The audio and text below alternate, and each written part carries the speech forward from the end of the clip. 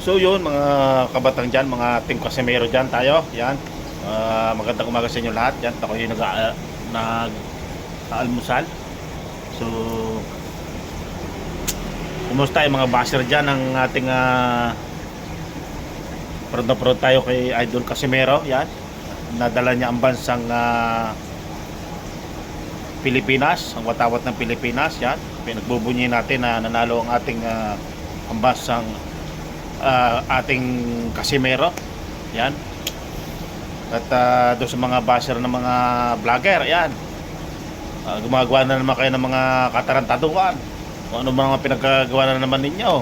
Nagagawa na naman kayo ng dito mga balay-balita.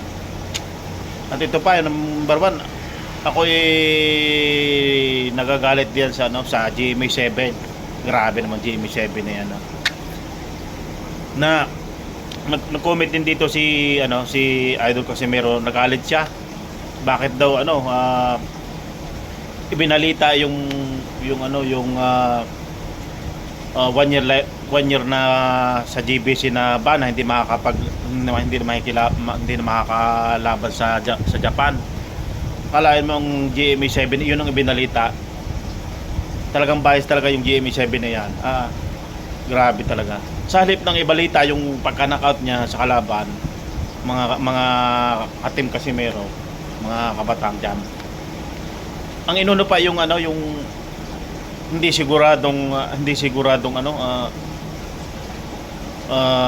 yung 1 year na ban si Casimero dyan sa GBC, hindi na makakalaban. Hindi yung ang ibinalita ng GMA7 yung pagkapanalo niya kay Sanchez, na dinala niya ang bansang Pilipinas. Nakilala yung bansang Pilipinas na naman dahil sa ating Idol Casimero. Tinaas nila ni Idol Casimero ang bandila ng Pilipinas. Pero yung mga balita at mga vlogger na kontra, binababa na naman siya na hindi na makakalaban sa Japan. Wala namang problema dyan kung sa Japan lang hindi makakalaban eh. So, ipapaliwanag ko sa inyo. Si Nere, lifetime ban sa sa Japan. Oh, lifetime ban sa Japan yan. Overweight din yan. Pagkakalang ko, correct me if I'm wrong. Oh, ano nangyari? Naglaban pa rin sa Japan. Oh, diba? Kasi pag gusto ng Japan na kalabanin, yung mga kayang-kayang labanan ni Inoue, pwedeng lumabas sa Japan.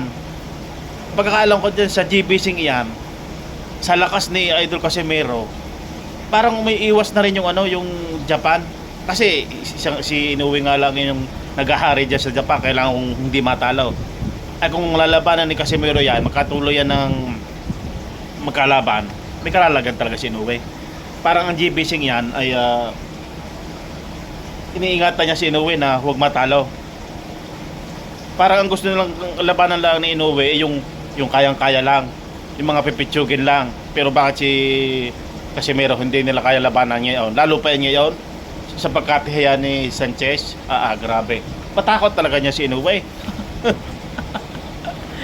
Tapos itong mga mga vlogger na hater, gawa na naman mga anong bagay na ikasisira ni Casimero, ganyan, balita na hindi makakalaban. Walang problema diyan kung hindi makalaban. Ang daming bansa, Saudi. Ang daming lugar na paglalabanan ni Casimero, hindi lang Japan. Japan lang naman yan eh.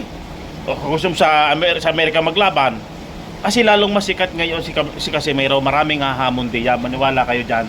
Tapos yung sa mga vlogger na hater na kakalat na naman na wala nang laban yan, hindi na mabibigyan ng laban. Ay nung pa naman yung ganyan, nung pa naman yung hindi pa makakalaban. Tapos ngayon nakalaban siya, knockout, tihaya, talo mga mga hater na vlogger. Di ba? Gawa na naman sila ng mga bagay na kasi sira ni Casimero. So yun, mga Team Casimero, ituloy natin yung bakbakan natin itong kay si Bulok na Kamatis naEmpre Promotion. Dumali na naman kay Casimero na sabi nung binalita sa GMA na isang taong ban sa sa GBC Ang sabi ni SB na naman, dumali na naman na iyak daw si Casimero. Sa pagkalaban niya ngayon. Nako naman, SB, dumali ka na naman, SB. Ay, sino bang iyak? Dagay kayo, mga, kayong mga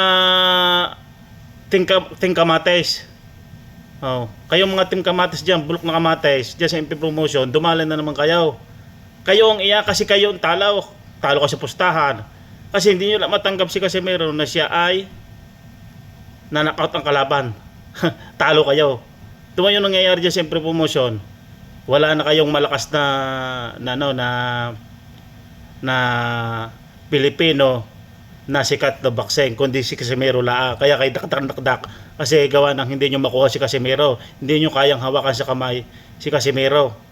Ay mahina ang bigayan dyan sa MP Promotion Sinong hindi aalis dyan? Tapos meron pa siyang may toxic din yung kagaya ni SB na toxic din sa MP Promotion.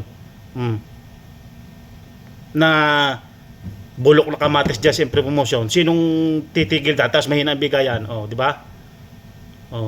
Dumali ka na naman SB. Tapos babalita mo na hanggang dyan lang wala nang labas si Casimero. Bantayan ninyo si Casimero. Marami maghahamong dyan ngayon sa ibang bansa kahit hindi sa Japan. Marami diyan. Marami nang pinunta si Casimero na nilabanan ibang lugar. Hindi siya natatalo, puro nakakalaban. Di ba?